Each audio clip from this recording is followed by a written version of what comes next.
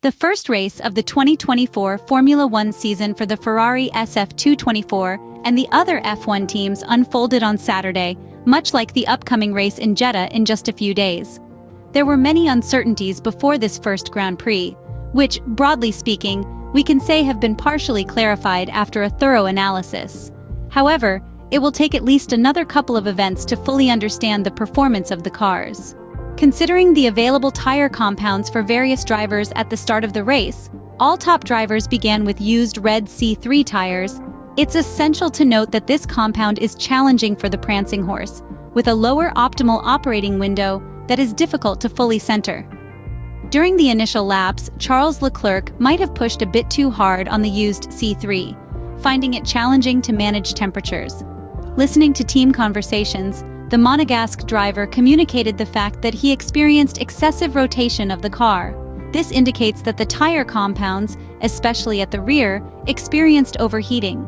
In Bahrain, there aren't many sections where tires can cool down, making the issue even worse. In the first stint, Carlos Sainz performed better than his Maranello teammate. Max Verstappen, as noted in preseason testing, was known to be very solid on this compound, and in the first 7 laps he built a safety gap of about 7 seconds over George Russell, who, in a few laps, overtook Charles Leclerc dealing with brake issues. By the 10th lap, a potential safety car could have aided Ferrari, or at least the Monegasque. It would have given the Ferrari driver an opportunity to pit early for fresh tires, losing less time in the pit lane. Nevertheless, Charles Leclerc entered the pits at the same time due to evident complications with the red car, but he couldn't benefit from any advantage that a yellow flag could have offered. After the stop, car number 16 returned to the track in 14th place, equipped with a set of new hard tires. George Russell also pitted in the following lap, switching to the white-banded Pirelli and coming out in 12th position. The choice of the harder W15 compound had 2 reasons. The team knew the tire well and believed it suited the car better, considering both the track conditions. Red Bull responded to Mercedes' stop by bringing in Perez, leaving Verstappen out, who in any situation couldn't be attacked, having a significant lead. Max returned on lap 17, extending his advantage as much as possible given his great consistency. In terms of numbers, it's noteworthy how much of a lead the Dutchman built during the stint on soft tires, a delicate compound with high degradation, especially on this abrasive track. Charles Leclerc lost an average of 0.6 per lap during this phase, while Russell maintained a faster pace than the Monegasque, with a delta of about 0.4 per lap. Carlos Sainz, on soft tires, despite starting from behind, managed to match the times of the Mercedes driver, indicating that his performance on soft tires was not at Red Bull's level. We can say that on this tires, Ferrari can settle into second place. Lando Norris and Fernando Alonso are much further back, around 0.8. Thanks to the early pit stop, Charles Leclerc managed to reclaim his position over his teammate, but after a few laps, he was forced to relinquish the position again, suffering from excessive front locking. It's important to note that the new front suspension with increased anti-dive reduces a certain amount of ride from the suspension. Although this problem isn't a small ride reduction, it didn't help. As we know, the Ferrari driver complained of an imbalance during braking, causing the car to veer to the right in every braking zone. This situation, in turn, creates a clear imbalance in tire temperatures, further complicating matters. With the hard tire, the situation completely flipped for Ferrari as well. The Spaniard immediately showed an excellent and consistent pace. The white-banded Pirelli has a higher operating window that had adapted better to the red car, even in pre-season testing. The Spaniard driver pushed hard, getting close to the useful window to attempt an undercut on Perez, who in turn was pushing to create a safety gap. To focus on these laps through telemetry, we see that for several laps before the stop, Carlos Sainz managed to keep up with the Mexican.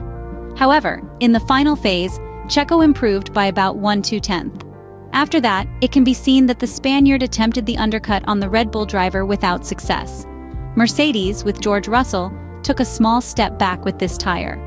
Approaching the second pit stop, Ferrari had to decide whether to attempt an undercut on Sergio Perez's RB20 or try to extend the stint for a small advantage in the next part of the race. The overtaking coefficient also needs to be considered. The hard tire was more durable than expected from simulations, and the window for the second stop was shifted by a few laps. The strategists at Ferrari then thought of attacking Russell with Charles Leclerc. Therefore, Mercedes advanced the stop to block this attempt. Charles pitted on lap 34, 4 laps behind W15 number 63. He returned to the track behind the black and gray car, which, in hindsight, might have preferred a red tire if they had saved a set. Carlos Sainz stopped 1 lap earlier than Perez. However, there is a significant difference between the two. Red Bull decided to provide Perez with a set of used soft tires, while Ferrari chose to mount a second set of hards. Could soft tires have been an option for the Spaniard? Unfortunately, new red-banded Pirelli tires were not available, so he would have had to use a used C3. Considering the pace in the first stint on this compound, the Italian team decided not to attempt a second stint with the same tire, even though the fuel level would be significantly lower. It was expected that the RB20 would have excellent tire degradation, but such a solid pace was not foreseen. In the second stint, to validate the track impressions with data, we see that Max Verstappen remained the benchmark.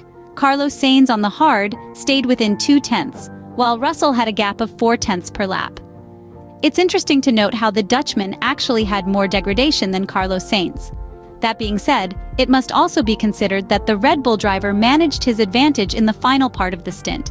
We see a similar tire consumption between Ferrari and McLaren on the hard tire. Aston Martin's degradation remains very strong in terms of pace and consistency. Now let's focus on the final stint of the Bahrain Grand Prix. Carlos Sainz chased Perez, who, with the red tires in the early laps, had a good advantage in terms of basic performance.